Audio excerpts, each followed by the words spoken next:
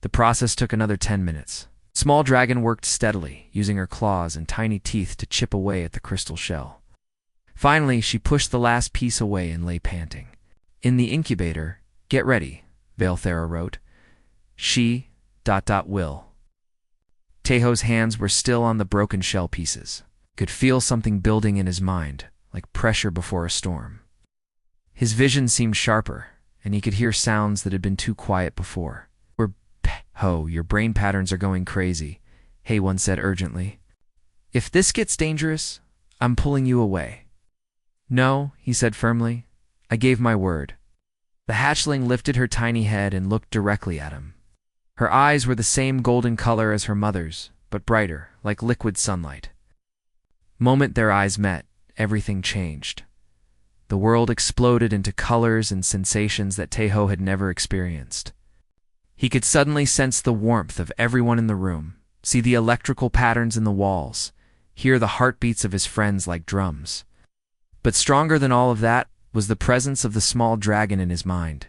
She was confused and frightened, but also curious. Her thoughts felt like wind chimes in a gentle breeze, musical and light. She didn't understand where she was or why everything looked so strange, but she felt safe because he was there. "Hello, little one," he said softly, and was amazed when she responded not with sounds, but with feelings of warmth and recognition. The connection deepened. Through her eyes, he could see himself as she saw him, not as a human, but as something much more complex. She sensed his kindness, his curiosity, his determination to protect her. To her, he was simply parent and safety and home. Bond brought more than just her simple thoughts. Behind them, like an echo, he could sense the vast knowledge that dragons carried. Star maps, technological blueprints, the history of 1,000 worlds. It was too much for his human mind to process, but he could feel it there, waiting. "The bond is working," Valthara wrote, and for the first time her words appeared faster and clearer. "I can feel her contentment. She accepts you as her parent."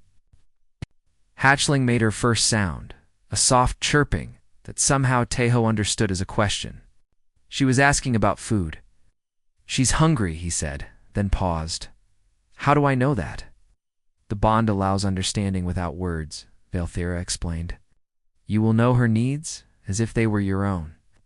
Dr. Hay1 was studying her scanner with fascination. "This is incredible. Oh, your brain is creating entirely new neural pathways.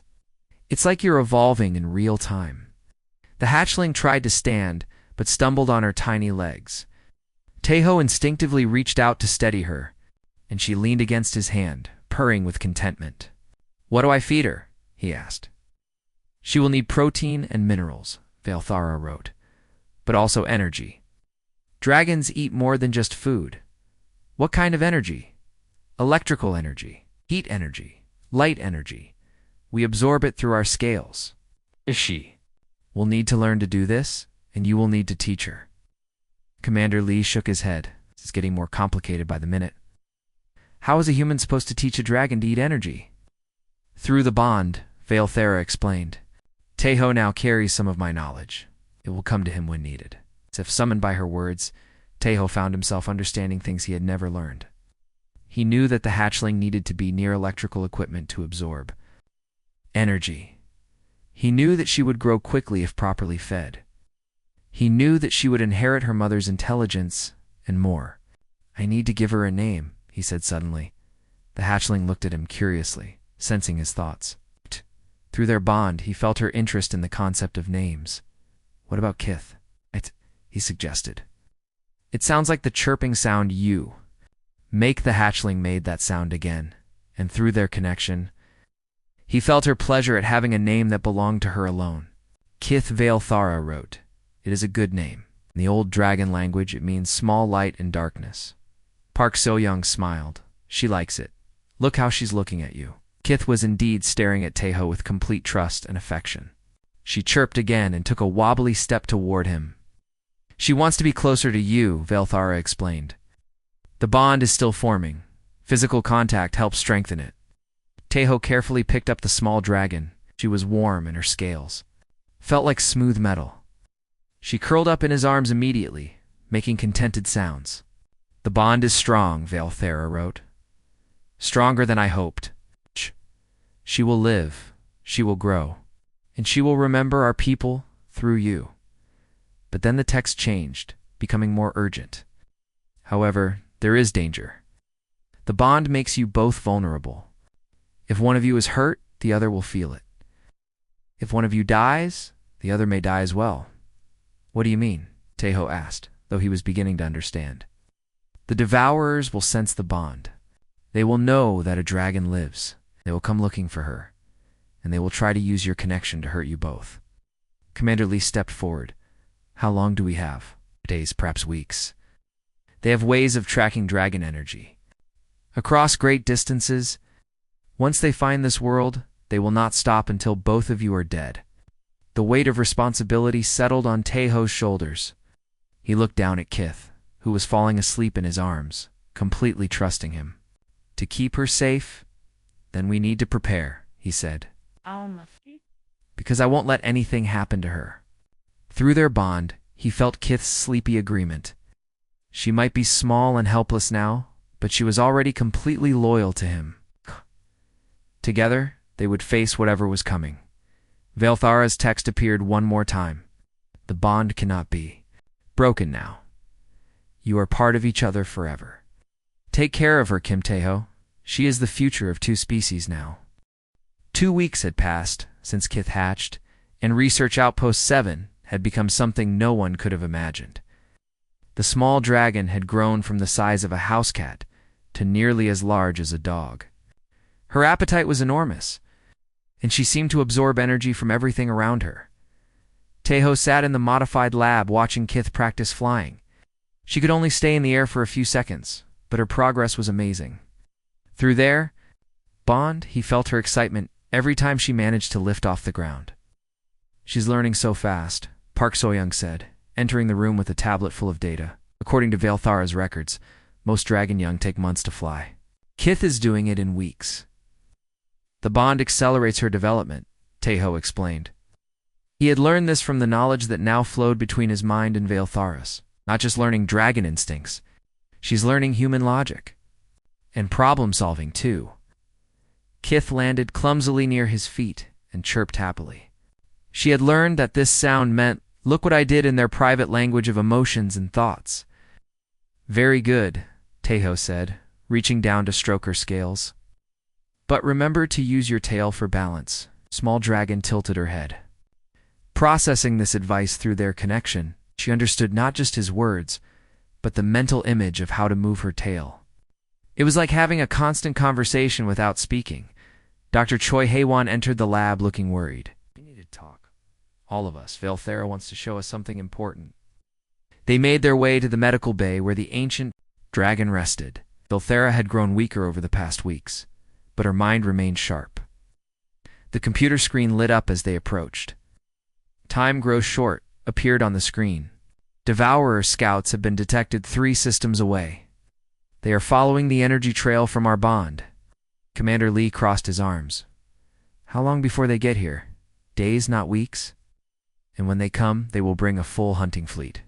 They do not take chances with dragons. Kith sensed the worry in the room and pressed closer to Teho. Through their bond, he tried to project calm thoughts, but she was too intelligent to be fooled. She knew danger was coming. What can we do? Teho asked.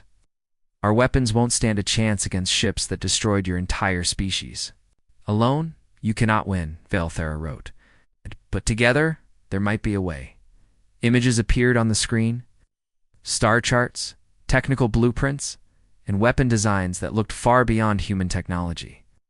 My knowledge, combined with human creativity, and Kith's growing power, might create something new, something the Devourers have never faced before. Park Soyoung studied the blueprints. These energy weapons use principles we don't understand. How are we supposed to build them? Through the bond, Valthara explained. Teho carries dragon knowledge now. Kith carries human innovation. Together, they can bridge the gap between our technologies. Teho felt a strange sensation in his mind, like doors opening to rooms he had never seen. Suddenly he understood concepts that should have taken years to learn. Energy manipulation, Bioneural interfaces, quantum field generation, knowledge was there, waiting for him to access it. I can see it, he said in amazement. I understand how their technology works, but building it will require resources we don't have. Then we improvise, Commander Lee said. It's what humans do best. Over the next 3 days, the outpost became a frantic workshop. Every piece of equipment was stripped down and rebuilt.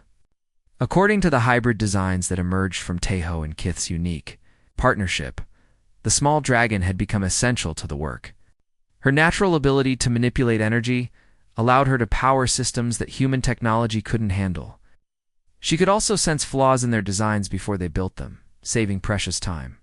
She's amazing, Haewon said, watching Kith carefully channel electrical current through a modified power coupling. She's only 2 weeks old, but she's solving engineering problems that would challenge our best scientists. She has the accumulated knowledge of her species, Taeho explained. But she processes it through human logic patterns because of our bond. She thinks like both a dragon and a human. Park So-young ran into the workshop, scanner in hand. They're here. 3 large ships just entered the outer system. They'll be here in 6 hours. Veilthar's text appeared on nearby screens throughout the station. The hunt begins. They will scan for dragon energy first. When they find it, they will attack without warning. Commander Lee activated the station's alert system. All personnel to battle stations. This is not a drill. The small research outpost had never been designed for combat.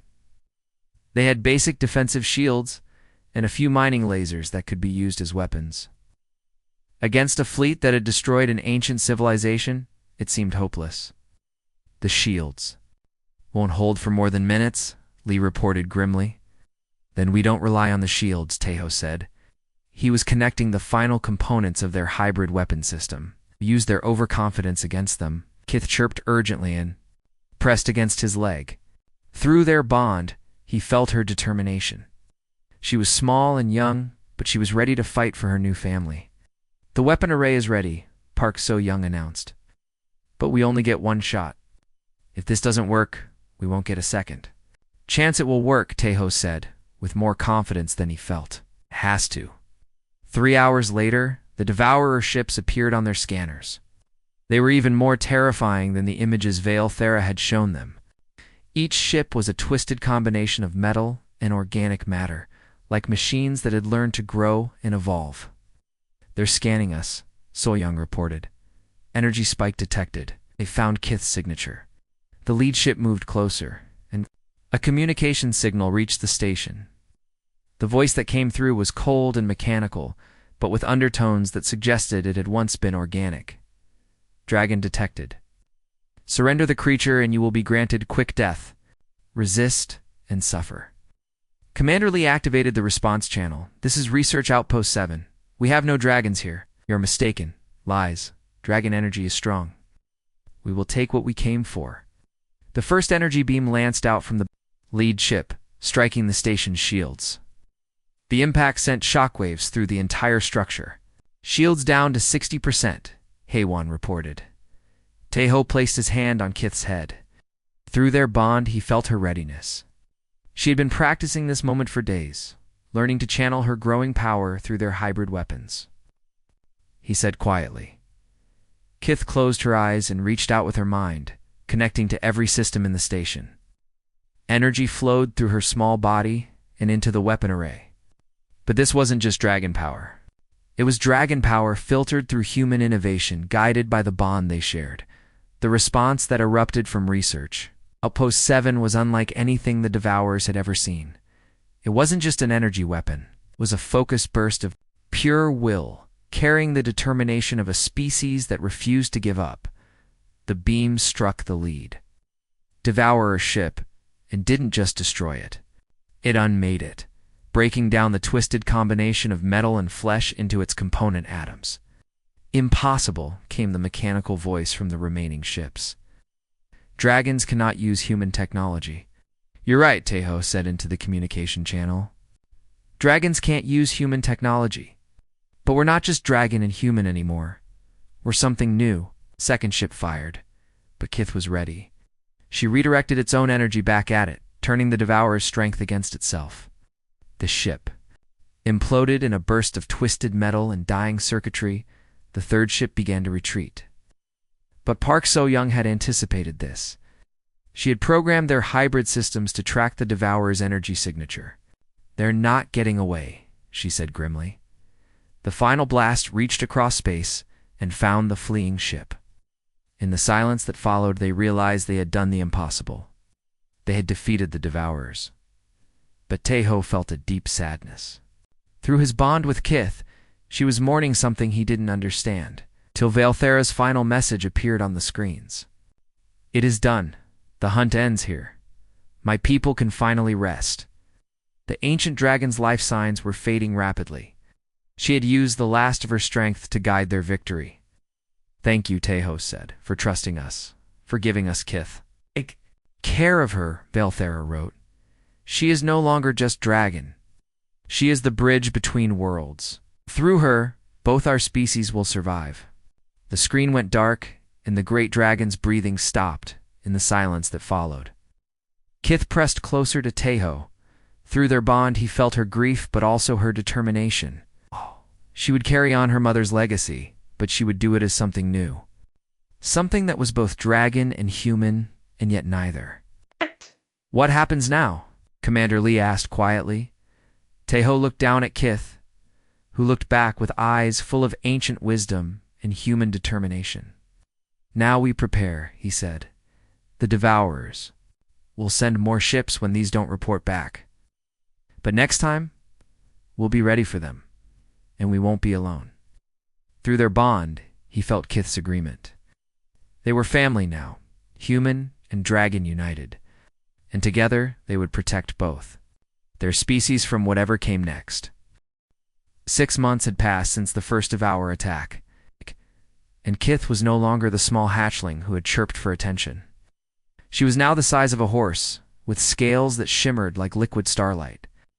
Her intelligence had grown as quickly as her body, and through their bond, Taeho could feel the vast knowledge of her species settling into her young mind. Research.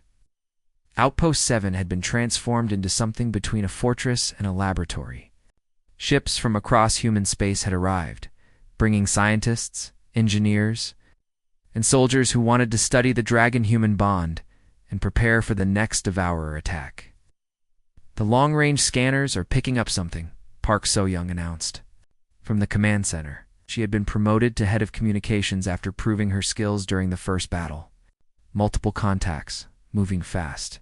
This isn't a scouting party." Commander Lee studied the displays with a grim expression. "How many ships? At least 20? Maybe more?" "They're still too far away to get an exact count." Montaho felt Kith's concern through their bond before he saw her enter the room. She had learned to move quietly despite her size, but he always knew when she was near. "They're coming for us," she said. Her voice had changed as she grew. It was still musical like wind chimes, but deeper now with harmonics that seemed to resonate in his bones. "Yes," he replied, both aloud and through their mental connection, "but we're ready for them this time." Over the past months, they had not been idle. The hybrid technology that had saved them before had been refined and expanded. More importantly, other humans had learned to work with Kith, creating a network of bioneural interfaces that multiplied their defensive capabilities. Dr. Choi Hae-won had developed a way for human minds to temporarily connect with dragon technology, though none of the connections were as deep as the bond between Taeho and Kith. Still, it meant that their small force could operate weapons and shields that were far beyond normal human technology. "Status report," Commander Lee called out. "Weapons array at full power," reported Lieutenant Nem Jinho, one of the new arrivals. "Bioneural interfaces are stable across all stations." "Shield generators ready," added Sergeant Kim Yujin. "The new Dragon Tech modifications are holding steady." Kith moved to the center of the room, where a special platform had been built for her. When she placed her claws on the bioneural interface, every system in the station hummed with increased power. "I can feel them," she said, her voice carrying through both the speakers and directly into the minds of everyone connected to the network. "They're angry. Loss of the first ships has made them desperate." Through their bond, Taeho sensed what she was experiencing. The approaching Devourer fleet wasn't just hunting them anymore. It was coming to destroy them completely, to make sure that no trace of dragon technology or knowledge remained. "How long until they arrive?" Lee asked. "For hours," So-Young replied. "But they're not just coming straight at us. They're splitting up, trying to surround the system." Kith's eyes glowed brighter as she accessed the long-range sensors through her connection. 27 ships. All of them larger than the ones that came before. They've brought everything they have. Then we show them what humans and dragons can do together, Tejo said. The next 4 hours passed in a blur of final preparations. Every person on the station had a role to play, and everyone understood that this battle would determine the future of both species. When the Devourer fleet finally arrived, it was worse than anything they had imagined. The ships were massive, some of them kilometers long. They moved with unnatural grace, like predators stalking prey. "Incoming transmission," So-Young announced. The voice that came through the speakers was different from before. This one had more organic tones, as if it belonged to something that had once been truly alive.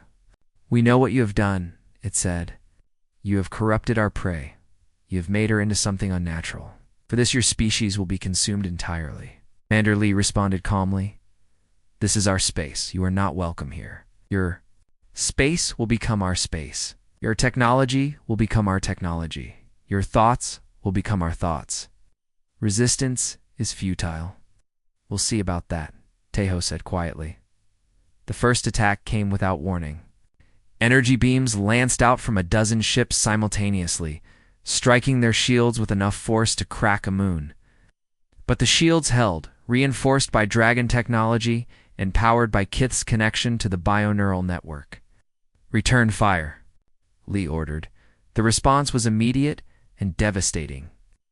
Every weapon on the station fired at once, but these weren't just energy beams. They were streams of pure will, carrying the combined determination of every human and the ancient wisdom of the dragon species. 3 Devourer ships exploded instantly. 2 more were damaged and began falling back. But the remaining ships pressed their attack, firing everything they had. "Shields down to 40%, Jinho reported. "They're learning our patterns," Kith observed. "Each attack is more focused than the last." Through their bond, Tejo felt her making rapid calculations, analyzing the enemy's tactics and developing countermeasures. Her young mind was processing information faster than any computer. "Can you disrupt their communications?" he asked. "I can try," she replied. "But it will require me to extend my consciousness beyond the station. If they detect me, they might be able to trace the connection back and hurt both of us." "Do it," Tejo said without hesitation. "We trust each other." Kith's eyes closed, and Tejo felt her mind reaching out across space. Through their bond, he experienced what she was experiencing. The cold vacuum between the ships, the twisted thoughts of the Devourer collective, the alien geometry of their biomechanical technology. Then she found their communication network and struck. The effect was immediate. The coordinated attacks from the Devourer fleet became chaotic. Ships fired on empty space, or even on each other, as their targeting systems failed. But the effort was enormous. Tejo felt Kith's strain through their bond, and he reached out to support her, lending his human determination to her dragon power. "Now," he said, while they're confused. The station's weapons fired again, this time targeting the largest ships in the fleet. The beams struck true, and 4 more Devourer vessels were destroyed, but the victory came at a cost. The mental strain of maintaining the disruption was too much for Kith. She collapsed on her platform, and Tejo felt her consciousness wavering through their bond. "Kith," he called out, both aloud and mentally. "I'm all right," she gasped. "But I can't maintain the disruption much longer." The remaining Devourer ships were already recovering, their communications re-establishing as they adapted to her interference. They began a new assault, this time focusing all their firepower on a single point in the station's shields. "Shields failing in Section 7, Eugen reported. If they break through there, they'll have a clear shot at the reactor." Tejo looked at Kith, seeing his own determination reflected in her golden eyes. They both knew what they had to do. Together? He asked. Together, she agreed. They joined their minds completely. Human and dragon consciousness merging into something greater than either could be alone. Through their combined will, they reached out to every system on the station. Every weapon, every shield generator, every bioneural interface. For a moment, Research Outpost 7 became something alive. Every circuit carried their shared purpose. Every energy beam was guided by their combined knowledge. Every defensive system responded to their united determination. The final attack lasted only seconds. But it was the most devastating assault the galaxy had ever seen, not because of its destructive power, but because of the will behind it. Was the focused determination of humanity, backed by the ancient wisdom of dragons, united in the simple refusal to give up. When the energy beams reached the Devourer fleet, they didn't just destroy the ships. They broke the connection between the biomechanical components, freeing whatever organic consciousness had been trapped within the machines. In the silence that followed, Teho and Kith slowly separated their minds, both of them exhausted but triumphant. "It's over," So Young said in amazement. "The entire fleet is gone." "Not over," Kith corrected gently. "This was just the beginning. There are more Devourers out there, and now they know what we can do together. Then we'll be ready for them," Commander Lee said. "All of us, human and dragon, working as one." Through their bond, Teho felt Kith's contentment. She had avenged her mother and protected her new family. But more than that, she had proven that the future didn't have to be a battle between species. It could be a partnership, with each side contributing their greatest strengths. "Now what happens now?" Teho asked. Kith looked out at the stars, her eyes reflecting possibilities that neither human nor dragon had ever imagined alone. "Now we prepare for the future," she said.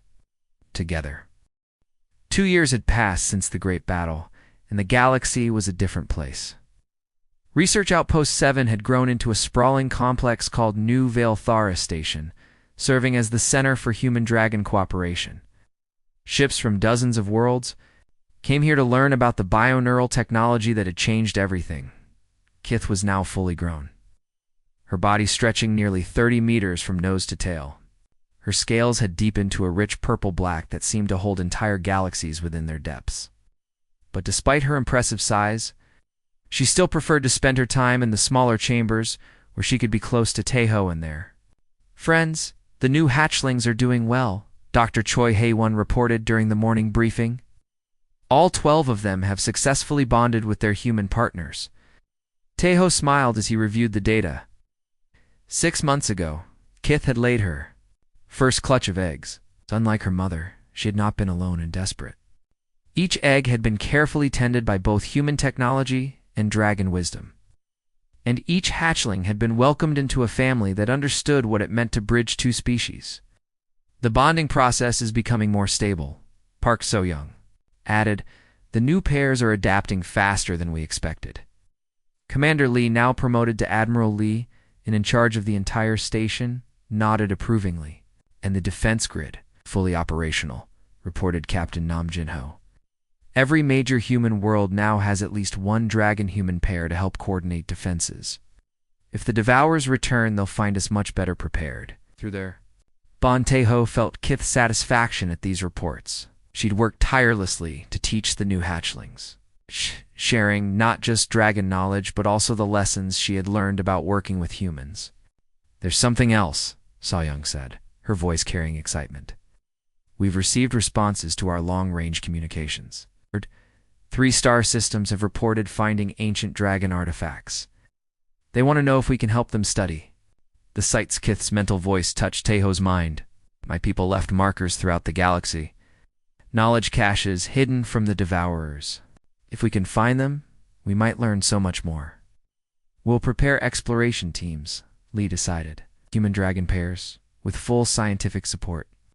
The briefing ended, and Teho made his way to his favorite spot in the station.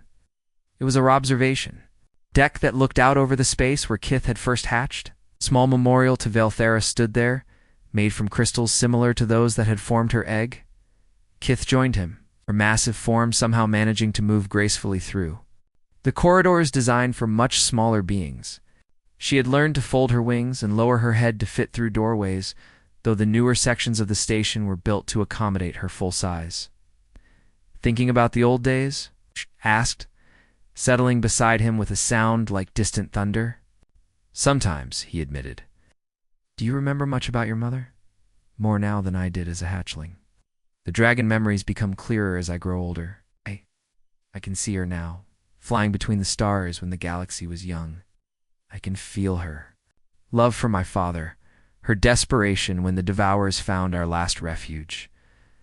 Teho reached out to touch her scales, still amazed by their warmth and the sense of life that flowed through them. "She would be proud of what you've accomplished." "We've accomplished," Kith corrected gently. "None of this would have been possible without the bond we share." It was true. The connection between them had grown and evolved over the years. What had started as a desperate attempt to save a dying hatchling had become something that changed both their species. Through their bond, humans gained access to knowledge that spanned millennia, while dragons learned to see the universe through fresh eyes, finding new solutions to ancient problems. "Lieutenant Chen Ai-Young is requesting permission to attempt a deep bond with her partner," Kith mentioned, referring to one of the newer human-dragon pairs. "Do you think they're ready?" "She is determined, and her dragon Thane trusts her completely. But deep bonding is always risky."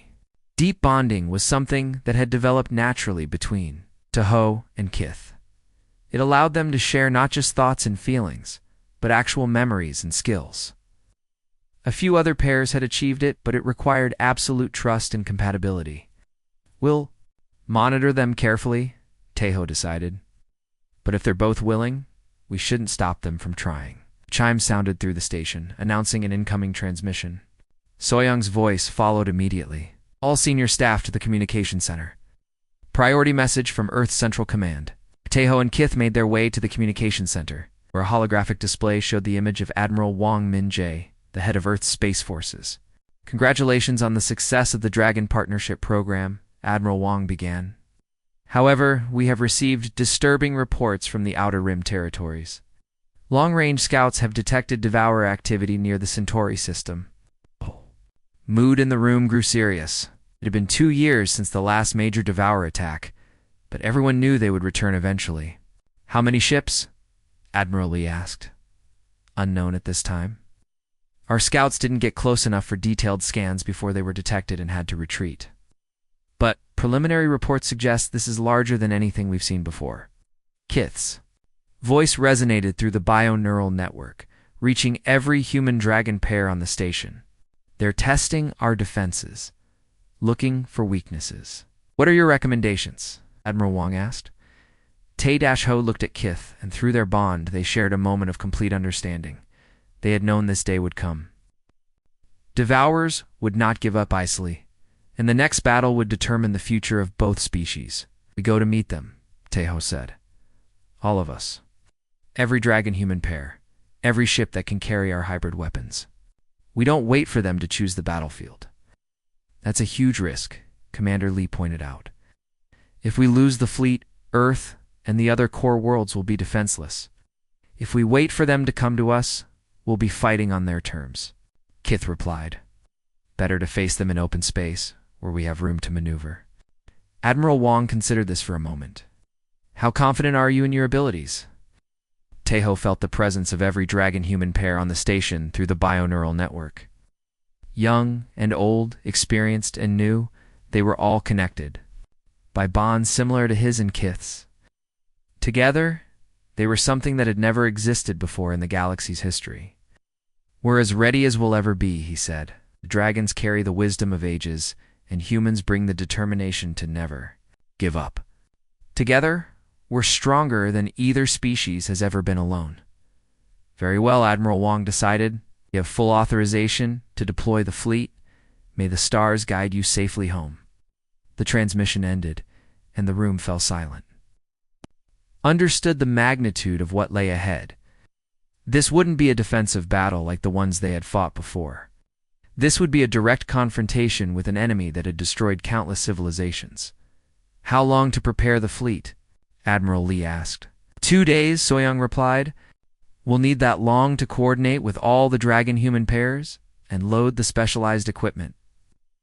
Then we have 2 days to say goodbye, Tejo said quietly. Over the next 48 hours, New Vale Station became a hive of activity. Ships arrived from across human space, each carrying dragon-human pairs and crews trained in bioneural combat techniques. The sight was magnificent and terrible. Sleek human vessels flying alongside graceful dragons, all of them preparing for a battle that would echo through history. On the final night before departure, Tejo stood once again at the observation deck. Kith was with him, as she always was, her presence a constant comfort through their bond. "Are you afraid?" she asked. "Yes," he admitted, "but not of dying. I'm afraid of failing everyone who trusted us." "We won't fail," Kith said with quiet confidence. "Do you know why?" "Why?" "Because we're not fighting for conquest or revenge. We're fighting for the right to exist, to grow, to become something better than we were before. That's a cause worth any sacrifice." Through their bond, Tejo felt her certainty, and it strengthened his own resolve. They had come so far from that desperate moment in the forest when a dying dragon had placed her egg at his feet. Now they were part of something larger, something that gave both their species hope for the future. "Whatever happens out there," he said, "I want you to know that the day I found you was the best day of my life. And the day I opened my eyes and saw you was the moment I truly began to live." Kith replied. The next morning, the greatest fleet in human history departed New Vale Station. Hundreds of ships, dozens of dragons, and thousands of people who had learned to see beyond the boundaries of species. They flew toward an uncertain future, but they flew together. Behind them, new eggs waited in carefully tended incubators.